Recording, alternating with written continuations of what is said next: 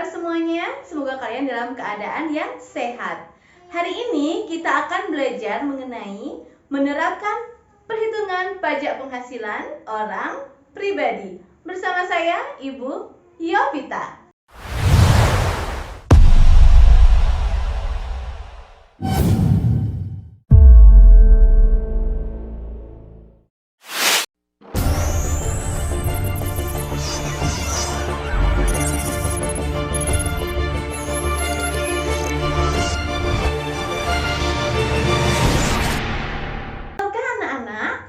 Wajib pajak, baik wajib pajak orang pribadi maupun wajib pajak badan, harus menyampaikan SPT massal dan SPT tahunan secara tepat waktu. Namun, tahukah kalian apa saja yang menjadi pajak penghasilan bagi orang pribadi? Untuk itu, marilah kita belajar bersama. Pada bab ini, pajak penghasilan atau PPh orang pribadi dibagi ke dalam 4 PPh, yaitu PPh pasal 21, PPh pasal 23, PPh pasal 26, dan PPh pasal 4 ayat 2. Dan kali ini kita akan mempelajari PPh pasal 23 terlebih dahulu, karena kita sudah pernah mempelajari PPh pasal 21 pada kelas 11. Nah, karena kita belum pernah mempelajari PPh pasal 23, jadi, hari ini kita akan belajar mengenai PPh pasal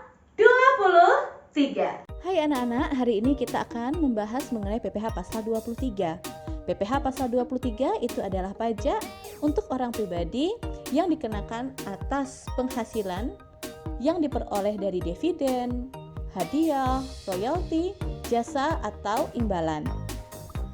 Untuk memudahkan pemahaman, saya akan membagi jenis PPh pasal 23 ke dalam 2 golongan. Yang pertama yang kena tarif 15% dan yang kedua yang terkena tarif 2%. Untuk tarif 15% ada singkatan yang mudah untuk mengingatnya, yaitu HBD ROY.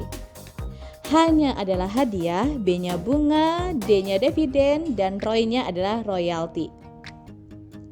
Hadiah atau penghargaan atau bonus yang diberikan selain hadiah undian, karena hadiah undian terutang PPh final sebesar 25%.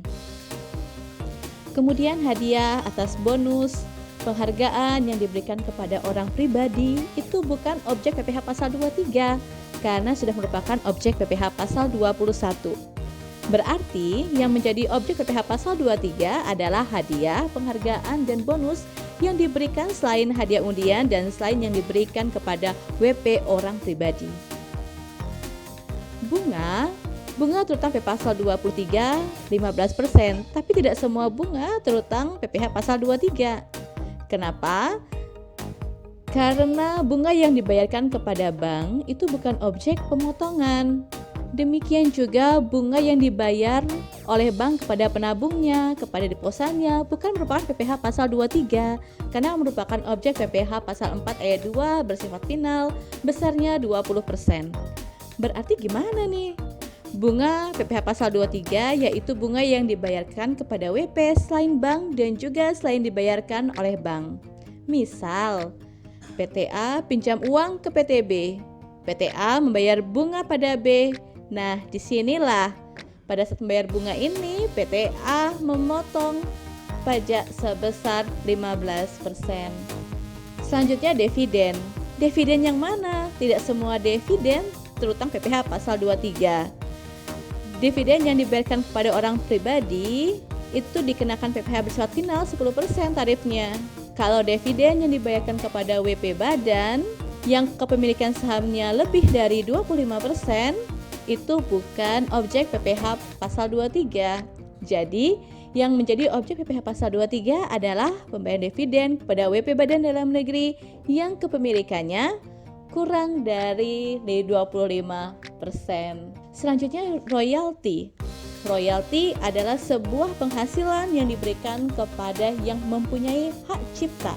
Misal, jika Anda sebagai penulis buku, kemudian Anda mendapat royalti dari penerbit, maka ketika membayar royalti dari penerbit, memotong PPh pasal 23 sebesar 15%. Kemudian tarif 2% itu ada dua, untuk sewa dan untuk imbalan sehubungan dengan jasa teknik, jasa manajemen, dan jasa lainnya. Pertama, sewa. Tidak semua sewa dikenakan PPh pasal 23. Sewa yang dibayar untuk sewa tanah dan bangunan itu terutang PPh final sebesar 10%. Jadi, sewa yang dibayar selain untuk sewa tanah dan bangunan yang terutang PPh pasal 23 sebesar 2%. Misal, sewa mesin, sewa jaringan, dan lain sebagainya.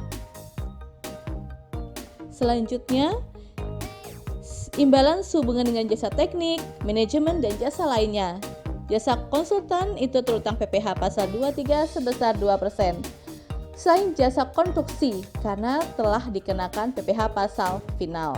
Baiklah anak-anak, singkat ringkas cara memahami PPh pasal 23 beserta dengan tarifnya. Terima kasih anak-anak yang sudah menonton video ini dan yang sudah belajar. Semoga video ini bermanfaat bagi kalian dalam mengetahui apa itu PPh pasal 23. Akhir kata, selamat pagi untuk kalian semua yang ada di rumah dan see you!